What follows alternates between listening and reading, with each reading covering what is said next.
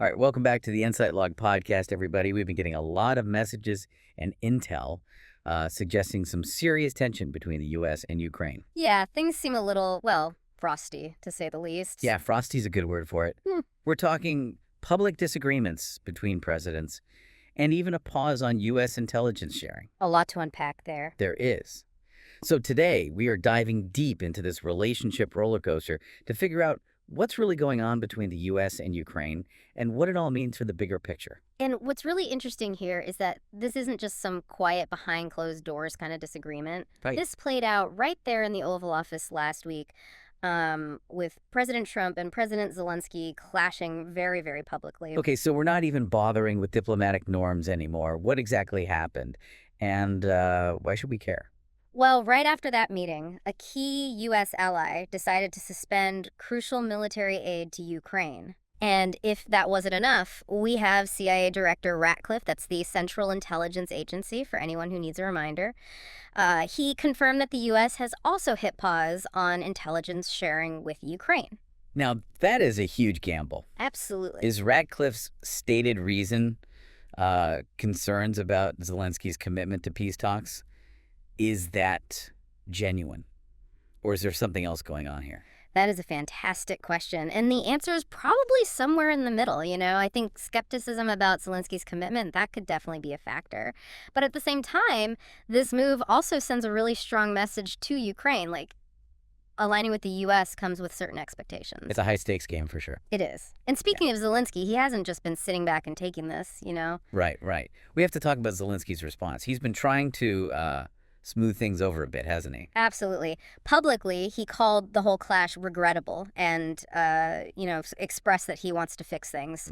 But I think more importantly, he sent a letter to President Trump basically outlining Ukraine's readiness to sit down and have peace talks with Russia. Interesting. And get this. Trump read that entire letter out loud during his address to U.S. Congress. Earlier today, I received an important letter from President Zelensky of Ukraine. The letter reads, Ukraine is ready to come to the negotiating table as soon as possible to bring lasting peace closer. Nobody wants peace more than the Ukrainians, he said. Okay, that's a pretty public display of, let's call it peacemaking. Right. It makes you wonder, what's the strategy here? Is Zelensky really committed to these talks? Or is this some carefully calculated PR move? It's hard to say for sure. It is. And before we go any deeper, don't forget to follow us on Instagram at InsightLog. Yeah, we'd love to have you there. We break down complex situations like this all the time, giving you the insights you need to stay ahead of the curve. Absolutely. Okay, so back to these peace talks. The possibility of dialogue between Ukraine and Russia, that's a little glimmer of hope in a really dark situation, wouldn't you say? It is. It is. It really is.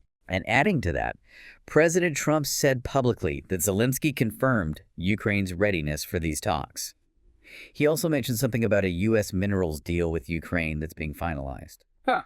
Okay, so we've got peace talks, we've got lucrative mineral deals. Yeah. Is this a sign that things are thawing between the U.S. and Ukraine?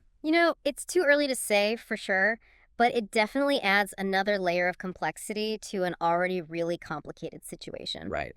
On one hand, the U.S. is signaling that they're still interested in Ukraine's economic stability, But on the other hand, they're pausing intelligence sharing at this really critical time. Mm-hmm. And that raises a lot of questions about how deep the U.S. support for Ukraine really goes. So we've got this public back and forth, this potential path towards peace, and this potentially huge mineral deal all kind of hanging in the balance. It's a lot. It is.